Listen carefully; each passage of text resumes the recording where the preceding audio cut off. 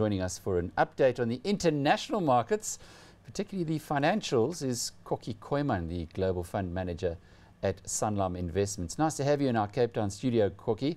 It's not really good news we can talk about. I thought for a moment that the JSE was stabilizing. It certainly was in the initial stages, but selling waves came through here, selling waves internationally. The banks that you've been following very closely on Wall Street came out with pretty good financial results, yet the consequence was, well, you'd swear that they'd actually disappointed. Yeah. No, I mean, if you just look at the results generally that have come through, specifically Citigroup, which beat expectations by quite far, and is trading at 25% discount to tangible net asset value, and yet on the results the price went up, and then the next 2 days it goes down 5 to 6%. JP Morgan also came out with actually quite good results, except for further litigation reserving, and the price goes down 10 to 12%. So I think what's quite clear here, that this is simply a panic in the market. Investors that were overweight or weak holders are selling out. But it's actually good news. I mean, if you're going to be investing for the next few years and building up retirement savings, then this is a great opportunity to really pile in and invest more. And if you've got to think as well, the news flow coming out of Europe and Japan and even the US shows that interest rates aren't going to go up for a while. And so you're going to sit with 0.25%, 0.5% on your savings, and you're getting a lot of these banks on dividend yields of 4 or 5%. So it's a total overreaction by the market. Overreaction. So clearly one should ignore the sentiment, judging by your comments there, Kokkie. Maybe when you look at the banks and their different strategies, does one need to be slightly more selective in their choices with regard to investment? Yeah. No, I mean that is the key. And the market there is not silly. I mean, if you look at something like US Bancorp, and Wells Fargo, two of the best run banks in the US, have come through the crisis exceptionally well. But they're trading on 2.5 times price to net asset value and higher.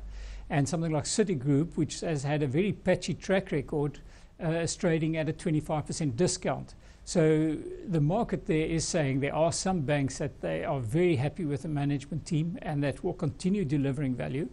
And so, as an investor, you've always got the two decisions you've got to make. The one, do you just go for quality and pay up and sleep well at night, or do you sometimes take a risk on something like Citigroup and say, the market is wrong here. At this discount, I think this is a good investment. And you've got the same in South Africa, where Capitec and FirstRand are trading at very high multiples, and something like Standard Bank is actually being demolished relative to the other two. Now, if you go back 6 years, 2006, that's 8 years, Standard Bank was trading at a premium to FirstRand. So, I think the discerning investor says Standard Bank should get back there. And so, it's maybe a better opportunity now to invest in Standard Bank. But I mean, in terms of your question, it always comes, do you go for quality now when the prices come down, or do you go for something that's a higher risk? Kokkie, we do know that Berkshire Hathaway, Warren Buffett's company, has got a big option on those Bank of America shares. And if he's going to make an investment there at some point in future, who are we not to coattail him? Has that come, where would that fall in the good management pay up or the not such good management discount league? Alec, as usual, you're too sharp here for me.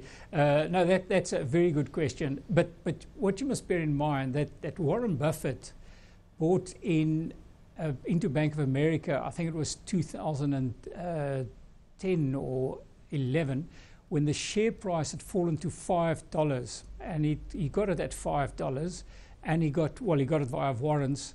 And the share price of Bank of America it was over 17 last week. It's now fallen to, I think, 16.50.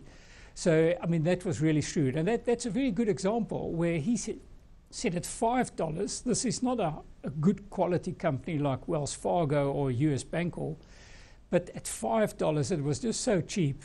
And by the way, if you look at it, the fines that Bank of America has paid since he bought it is huge, yet the share price has tripled because all of that was in the price. So you've got to really decide, is the bad news in the price? And yeah, so I think you're getting some opportunities now, like with Warren, you're not getting them it was trading at 0.5 price to NAV, but Citigroup is trading at 0.75, you know, and Citigroup will be around. They've built up their reserves, they've built up their capital, they've written off the bad debt. So it's one of our top picks. Citigroup, and by the way, AIG is two of our top picks in our funds, in our global financial fund. It's more than 10% of the fund. So to buy one banking share in America, it would be Citigroup. Well, Alec, as you know, it's very dangerous to say one banking share, but if you have exposure and you want some more exposure, the thing you should have exposure to is Citigroup, and I think AIG as well. From a South African connection, this morning on SENS, we had news that Old Mutual has now concluded its IPO placement for the Old Mutual Asset Management, which is listed in America. $14 a share is the price. Old Mutual itself is going to get about $450 million, which sounds like a pretty useful amount of money that's going to go into the London-listed company. Does this make it more appealing, particularly as that share price has come down a long way in the last couple of weeks? Yeah, Old Mutual has actually been a poor performer for a while. I think it's must be UK investors who hold it, who sell it because of a negative view on South Africa, or whatever, investors taking a negative view on South Africa. But to put the $450 million into context, it's fairly small fry in the total scheme.